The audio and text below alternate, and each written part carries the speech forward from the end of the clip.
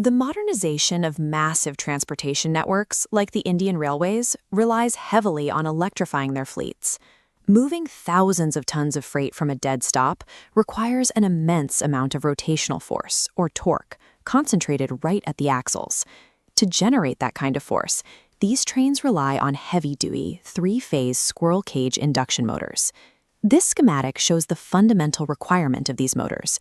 To drive the rotating magnetic field inside the casing, you need three distinct electrical phases, perfectly offset from one another. But if we trace the power back up from the wheels to the pantograph scraping against the overhead catenary wire, we hit a physical bottleneck. That overhead wire only supplies a single-phase alternating current. It cannot provide the three distinct phases the drive motors require. This raises a classic electrical engineering problem.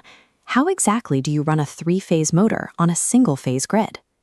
A standard transformer won't work here, because transformers can only step voltage up or down. They cannot create new phases out of thin air. Since direct transformation is physically impossible, the incoming single-phase power has to be completely torn down, converted into direct current, and rebuilt from scratch. To see how this teardown happens, we have to look inside the locomotive's onboard power electronics. The single-phase power travels straight from the roof into the first major component block, the rectifier circuit. Right now, the incoming electricity is alternating current. As it enters the block, it is continuously swinging back and forth between positive and negative voltages. The rectifier acts as a one-way electrical valve. As the wave pushes through internal diodes, the negative halves are forced upright, outputting positive pulsating humps. Internal capacitors then smooth out these pulses, creating a flat, continuous direct current, known as the DC link. By forcing the alternating current into a straight line, the rectification stage completely erases the unusable single-phase characteristics. We now have a blank slate of raw DC power. That flat DC line is immediately routed into the next critical power block, the inverter circuit. Here, the process runs in reverse. The system has to build alternating current out of direct current. High-frequency IGBT switches rapidly chop the continuous DC voltage into bursts. By controlling burst width, the inverter simulates an alternating sine wave. Using three separate IGBT arrays, it synthesizes three distinct sine waves offset by 120 degrees, feeding the induction motor to drive the train. The heavy-duty motor at the wheels operates exactly as designed. It doesn't know that its power source was originally a single-phase wire, because modern solid-state synthesis allows engineers to custom-build the exact electrical profile the machine demands. This mismatch between power supply and motor demand is not limited to national railway infrastructure. You'll find the exact same limitation inside manufacturing facilities. Factory floors frequently rely on heavy three-phase machinery, but in certain zones of the building, they might only have access to standard single-phase wiring. The standard industrial solution to this problem is a device called a variable frequency drive, or VFD. Inside the VFD, you will find a miniaturized version of the exact same power electronics used in the locomotive: a rectifier, a smoothing DC link, and an IGBT inverter.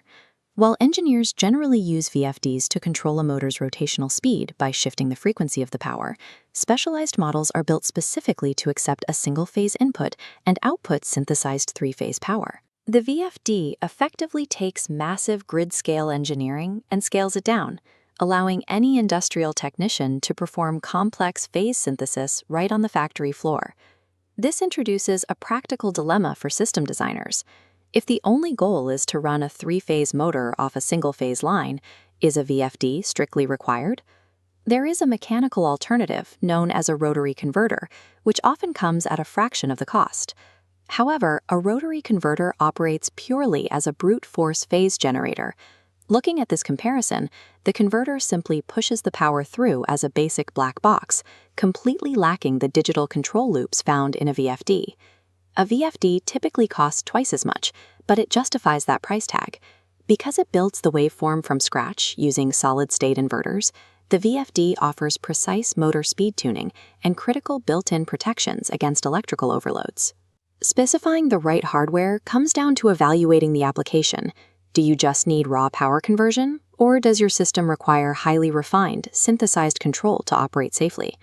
So when asked the electrical interview question, how do you convert a single-phase supply into a three-phase supply, the answer is straightforward.